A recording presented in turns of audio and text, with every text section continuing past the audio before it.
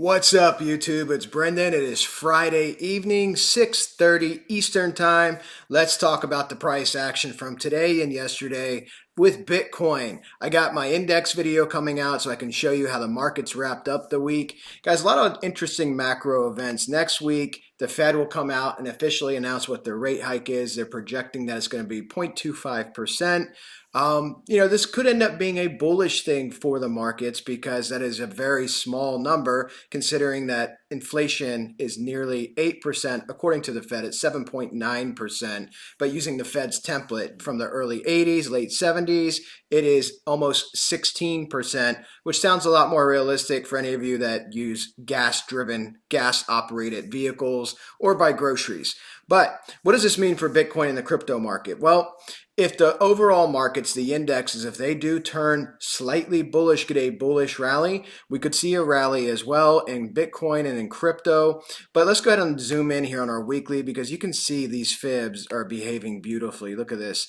This is our upward projection here in green, and here's our support structure in yellow, okay? So in yellow, we wick 32,973 perfectly within $40 actually.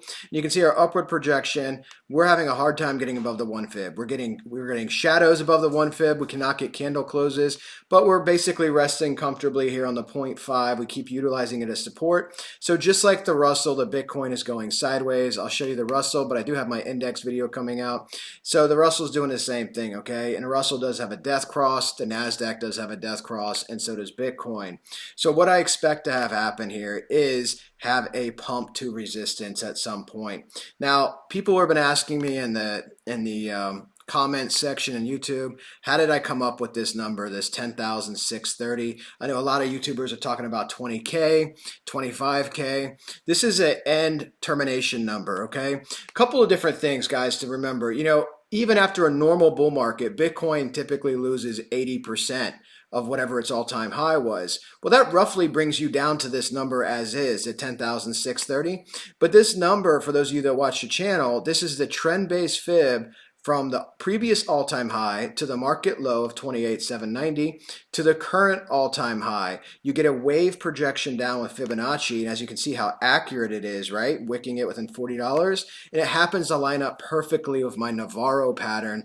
This Navarro pattern, again, termination point for where price would begin to go up. This is a bullish pattern, but that is 10,630, and I've said this before, and I'll say it again. In the macro market conditions, this is very generous. I personally believe, based on my TA, that all of these markets, including crypto, is going to their COVID lows at the end of the day, okay? Doesn't mean it happens next week. Doesn't mean it happens in 6 months. The dot-com crash took 2.5 years to play out for the NASDAQ to lose 82% and the SPX to lose 50%.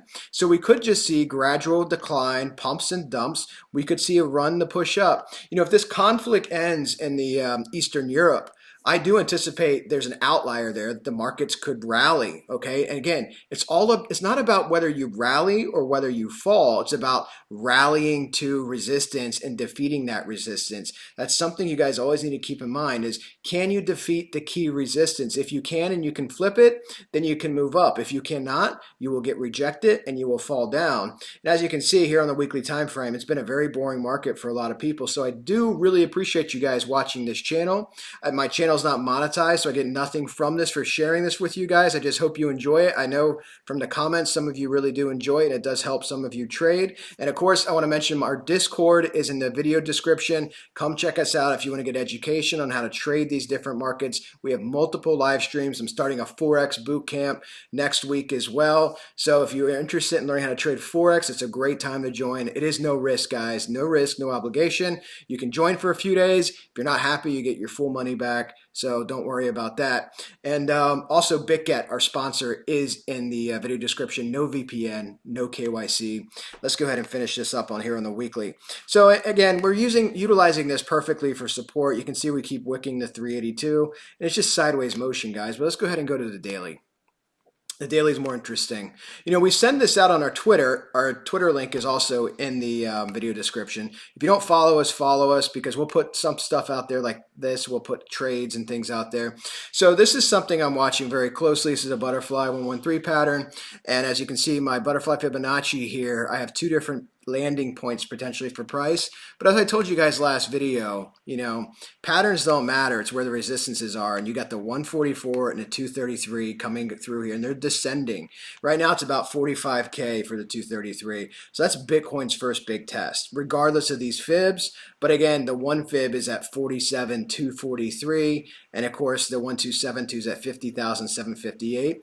But, again, if the markets do rally, remember the markets are very emotional based. If people are very happy with the Fed only raising a quarter point when we have 40-year high inflation and gas prices are soaring through the roof, in some states they're already over $7. In my state, it's about $4.50. So so gas prices are up dramatically. But, if the markets do rally, you could come up and test this resistance. And always looking at key resistance areas, those are always potential areas you can short, and obviously key support areas or potential areas you can long. It's all part of trading and TA, guys. There's no secret sauce to it. You got to learn the fundamentals, and you can get into the more exotic stuff like Fibonacci patterns. And again, we do teach that in the room. So let's look at this with some indicators as well.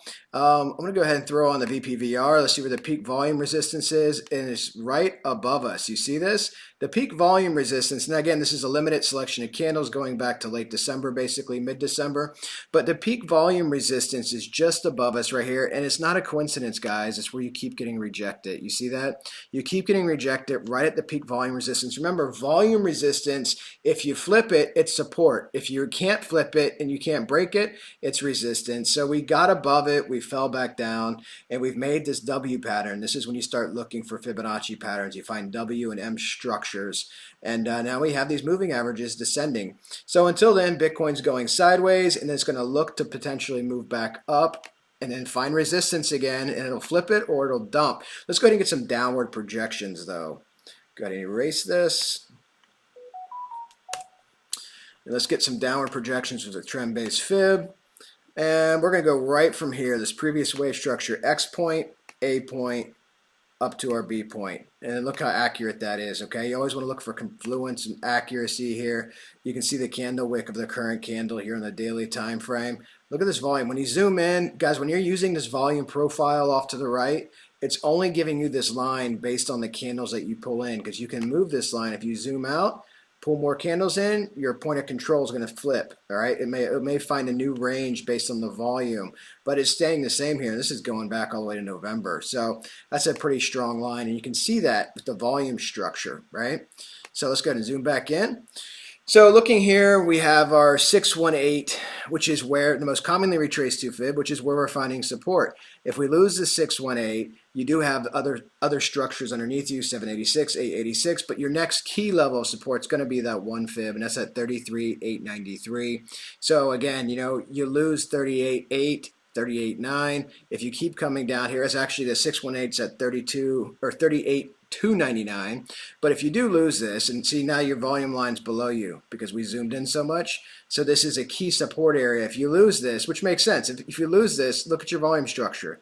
You start getting descending volume. This is why it'll be easy to fall to that one fib, okay? If you lose this, you have this. So you can fall to that one fib, and if you do, guys, that is 33,893, and it just starts going downhill from there, okay? So you need to stay in the 30s as best you can, ride out the turmoil, ride out the markets, and hopefully get some more momentum, get some more buyers in the market, and we'll see what happens when the Fed comes out with that number. If the other markets get semi-bullish or just have a counter-trend rally and they do push up, I would expect to see Bitcoin attempt to move up, and it's going to find a lot of resistance with the EMAs, and it's going to find resistance with my patterns as well. And let's look at the caterpillar. Let's see if we're still bottling up nicely. Turn the volume off. Zoom out here. Yep, you are bottling up. You see that? Big expanse. This is a reverse engineered RSI, guys. So it's a reverse engineered RSI. So you can see it functions almost like a Bollinger Band. It's starting to bottle up here, and as it gets compact and constricted like this, you can get a big move, okay? So this move could go up or down. I know the bias right now is because we're below the median line. It could be down, but just like here below the median line, it has a lot more to do with support and resistance structures as well. So again, this isn't clear which way you're going because you are in consolidation mode, and again, you can always put put this into Wyckoff and start looking at what you're doing here. So much of this is so tied to the other markets, which is why you guys need to watch my index video, even if you have no intention of trading indexes, so you can see what's going on in these other marketplaces, okay? Because so many of them, especially the tech marketplaces, NASDAQ, Russell, look identical to Bitcoin, okay? Identical. Let's go ahead and go to the 4-hour time frame, a little bit more current time frame. Guys, we keep having the same problem here, right? We have the same problem. We get above the 233 and we can't hold it. You see that? We get above it, using it as support, pump up, fall down. Do it again over here. Get above it, nice pump candle, get up, use it as support, hit resistance up here, fall back down, okay? And this is what we keep doing. We're just doing this wave motion up and down above the 233 again. 233 is a measure of price over time. That means price is traded above the 233, price is traded below the 233, and this is your average, okay? It's bullish to be above it, and you want separation. You want your smaller EMAs well above the 233 because this is a lagging, bigger EMA. So it's a trend, health and trend welfare, or welfare of the asset you're trading. And let's go ahead and look at a couple different things here as well. Let's see where our ALMA is on the 4-hour. I mean, the ALMA's not that high up. I mean, you know, that's the thing, is we keep getting up close to it. It's right here at the 233. You see that? So this is basically saying, hey, if you can flip the 233, you're back in a green trend again. Now, again, the key is just holding it, because this is volatile. You know, traders, especially intraday traders, scalpers, high frequency traders, I call them, they love this type of motion, right? This is a 4-hour time frame. You can get in down here, roll up over, short it here, long it here, and you just keep rinsing and repeating, and it just keeps moving in these waveforms. But, you know, this resistance right here, we got above the 618. We've only tapped the 1 fib, basically, got within whatever that is, $150 of it. And ever since, other than that, we're having a hard time here at the 618, right? So we got up to the 1, came down to the 618, and now we got this other little wave here, and we're just trying to hold this line here. This is our previous trading range. You see that? We're trying to stay at the top end of this previous trading range and then go back again for another attempt. And you got to cross the 55 and 233 again, flip to 382, and you would basically be bullish, and that number is 40,336. And being bullish in a bullish microstructure trend does not mean the overall Bitcoin is bullish, okay? Understand these differences. Being bullish in a smaller time frame is referring to the resistance that you have to flip. You got to make these baby steps to get the bigger leaps moving up. Let's look at some of our indicators down here and see what's going on. Our volatility, as you can see, is still elevated. I like to see it come down to our baseline, because then you can get big moves up. So it's still pretty elevated. In other words, what that means to me is that we may be doing this for a while, going sideways, letting this drop back down, okay?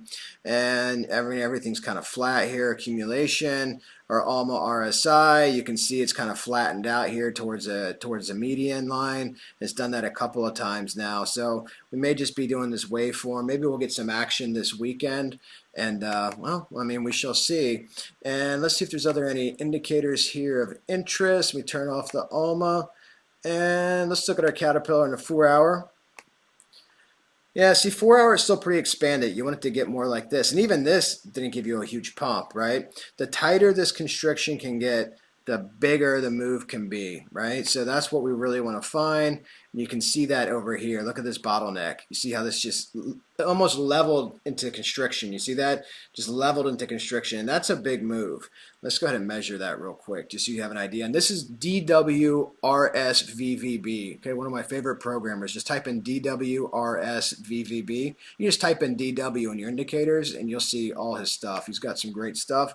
My suggestion is download a bunch of them, play with them, and see which ones you like. Read his white papers. He does very extensive write-ups on his stuff. And this was a 25% move. So the more bottlenecking you get of this, right, you get these big moves up and down, and you can see here this is just to expand it. All right, guys, that's the video for Friday. Hope you guys have a safe and fun Friday evening, and check out my index video. I'm putting that out right after this, and I'll give you an update on the markets, talk a little bit more about inflation and what I expect to see happen. Have a good one, guys. Another video coming tomorrow.